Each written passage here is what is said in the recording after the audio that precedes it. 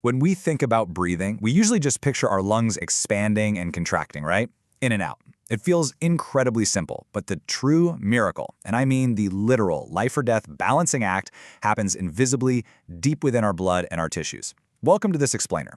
Today, we're peeling back the layers of human respiration. We're going to go way beyond the mechanical rising and falling of the chest. We'll start down at the microscopic level of blood chemistry, move through the mathematical equations that define our breathing efficiency, and finally arrive at some cutting-edge bedside imaging technology that's actually saving lives in intensive care units around the world right now. Okay, here's our roadmap. We're going to cover the chemistry of a breath, reading the blood gas, the dead space problem, capnography and CO2 tracking, and finally, visualizing lungs at the bedside. Let's dive right in. Section 1. Chemistry of the breath, the invisible balancers.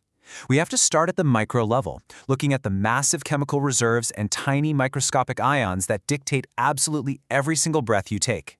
So you probably don't realize this, but your body is essentially a massive, carefully regulated carbon dioxide storage tank. We store a whopping 120 liters of carbon dioxide in various chemical forms. It acts as this vital reservoir for our entire metabolism.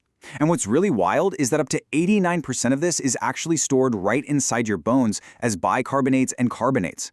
Physiologists call this the slow compartment.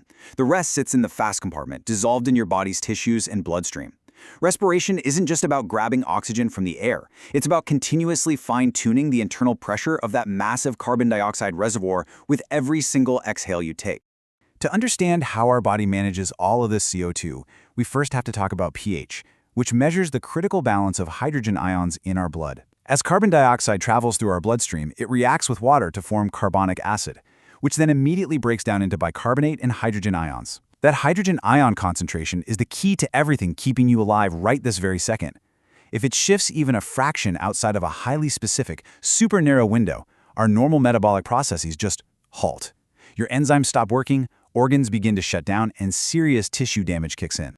Now, while this looks like a purely academic math problem you'd see on a high school chemistry whiteboard, these 3 steps are actually the foundational metric of life support. Taking the negative logarithm of the hydrogen ion concentration yields a single, elegant number. Medical professionals use this precise calculation every single day in the ICU to determine if a patient's chemical balancing act is succeeding or failing. It's essentially the ultimate vital sign. Section 2. Reading the blood gas, the medical detective work. Moving from basic chemistry, let's look at how doctors act as medical detectives by sampling the blood directly. This is where precision really matters. To truly know what the lungs are doing, doctors must draw an anaerobic sample directly from an artery. Well, basically that just means a sample with absolutely zero exposure to outside room air. Why is this so crucial? Because arterial blood tells you exactly what the lungs are delivering to the rest of the body. If a doctor accidentally draws blood from a vein instead, the oxygen level will look artificially low because venous blood has already dumped its oxygen into the body's tissues. In fact, venous blood PO2 is generally 60 millimeters of mercury lower. And get this, if even a tiny bubble of atmospheric air gets into the syringe during the draw, the whole thing is ruined. The CO2 and oxygen values just skew entirely. Think of these normal ranges as the strict biological speed limits for the human body. An arterial blood gas, or ABG, tells a clinician exactly where the patient sits on this dashboard. Memorizing these specific ranges is the absolute key to unlocking any patient status. For example, look at the pH. It has to stay between 7.35 and 7.45. A drop below 7.35 means dangerous acidemia. Or check the PaCO2. If it creeps above 45, it tells you the lungs are failing to clear enough carbon dioxide, and that internal tank we talked about is overpressurizing. These aren't just arbitrary numbers to memorize. They are immediate, life-saving alarms. Instead of blindly guessing what went wrong, clinicians use a beautifully structured checklist called the Ramansky method to diagnose complex acid-base disorders right at the bedside. It goes like this. First, they look at the pH, using a strict 7.40 as the absolute middle ground. Step 2. They check the carbon dioxide and bicarbonate levels to figure out if it's the lungs or the kidneys causing the chaos.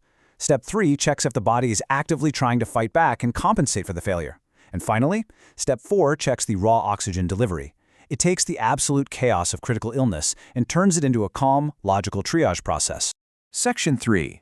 The dead space problem. Ventilation without perfusion. This brings us to one of the most fascinating yet critical challenges in respiratory medicine. What happens when a patient is breathing but that vital oxygen isn't actually reaching the bloodstream. Imagine your lungs are a vast network of highways, and your red blood cells are the cargo trucks. Dead space is what happens when you build a massive, perfectly paved highway, but the cargo trucks never arrive to pick up the freight. You take a deep breath, the air travels down your windpipe and reaches the tiny air sacs, the alveoli, but there's no blood flowing past to absorb the oxygen. That entire volume of air is totally wasted effort. This concept of dead space is a cornerstone parameter for figuring out exactly how severe a patient's respiratory failure actually is. The history of figuring this out is basically a century-long medical relay race.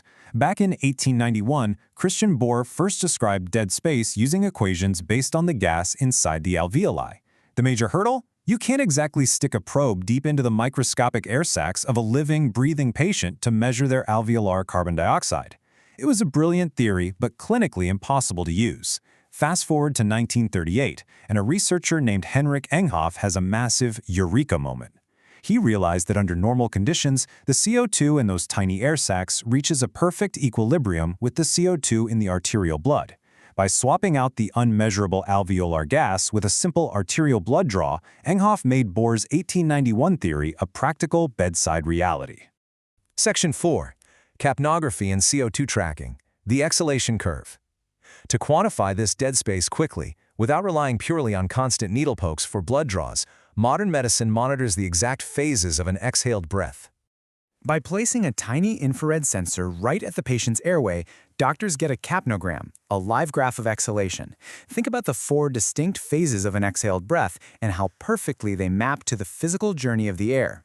In phase 1, you're just exhaling the dead, unused air that was sitting up high in your windpipe, so the CO2 is 0.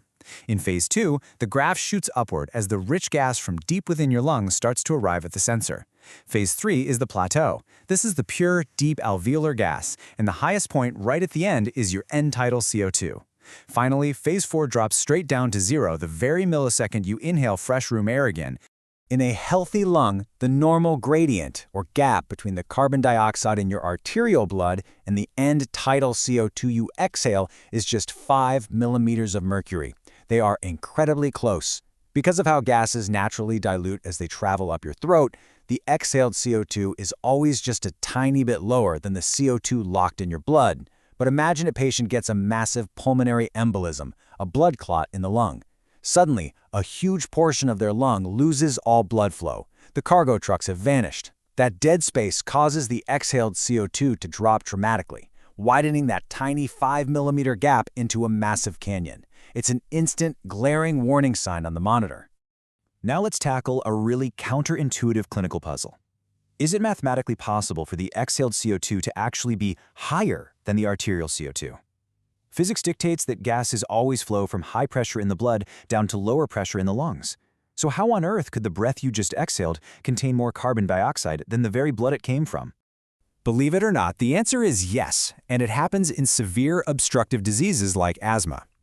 Here's the deal. Standard equations completely break down here because of gas trapping. In a severe asthma attack, the tiny airways squeeze shut before the alveoli can properly empty out during a normal breath. The trapped carbon dioxide just sits there, building up inside those tiny air sacs, acting as a highly pressurized reservoir. When that trapped, highly concentrated gas is finally forced out through the obstruction, the sensor detects a massive abnormal spike in CO2 that far exceeds what is currently floating in the arterial blood. It completely flips the standard mathematical models on their head. Section 5. Visualizing lungs at bedside, the future of real-time care.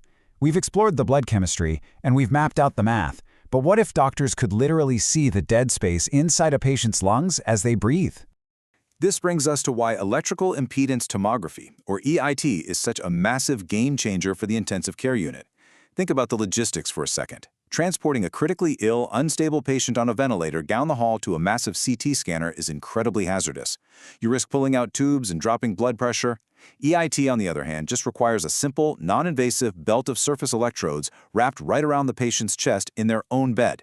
It measures tiny changes in electrical resistance as the lungs fill with air and blood. In doing so, it creates a live, radiation-free map of exactly where the breath is going and, far more importantly, where it isn't. Let's look at how this changes things using a real-world COVID-19 case study. This 70-year-old patient was suffering from severe viral pneumonia. To keep their lungs open, the ventilator was aggressively pushing air in at a high pressure, a PEEP of 18. Normally, a doctor might assume this high pressure is helping, but the live EIT scan revealed a terrifying reality. While the air was definitely entering the lungs, a staggering 55.2% of it was hitting lung tissue that had zero blood flow. The extreme pressure from the ventilator was over-distending the delicate air sacs, essentially crushing the surrounding blood vessels flat and creating massive artificial dead space. But watch what happens when the doctor makes an adjustment. By performing a decremental PEEP trial, which is essentially just slowly turning down the ventilator pressure step by step while watching the EIT monitor, the medical team could visually verify the exact moment the blood flowed back in. They dropped the pressure from 18 down to 10. Immediately, the healthy matching of air and blood skyrocketed to nearly 80%. By relieving the crushing pressure, those capillaries opened back up, the cargo trucks returned, and the wasted dead space plummeted down to just 20.7%. This wasn't a guess. It was real-time, visual proof of a life-saving adjustment. As the Journal of Anesthesia, Analgesia, and Critical Care notes, EIT enables the assessment of perfusion changes and matching following these interventions, making it incredibly valuable for managing critically ill patients. This proves that analyzing dead space isn't just some academic math exercise meant for a textbook. It's a vital, dynamic tool that directly dictates bedside interventions. From understanding that initial pH calculation, to carefully drawing the arterial blood gas, to watching the capnography wave rise and fall, to seeing the live EIT scan illuminate the chest, every single step is about optimizing that crucial, delicate match between the air we breathe in and the blood that carries it. The journey from Christian Bohr's 1891 dead space equations to today's continuous real-time bedside imaging is a brilliant testament to the relentless ingenuity of respiratory medicine. As real-time imaging pulls the invisible mechanics of the lung into plain sight, you have to wonder, will blind ventilator adjustments soon become a total relic of the medical past? Thanks for joining me for this deep dive. I hope this leaves you questioning just how much of the human body's inner workings are still out there, waiting to be pulled into plain sight. Keep asking questions, keep looking deeper, and as always, keep learning.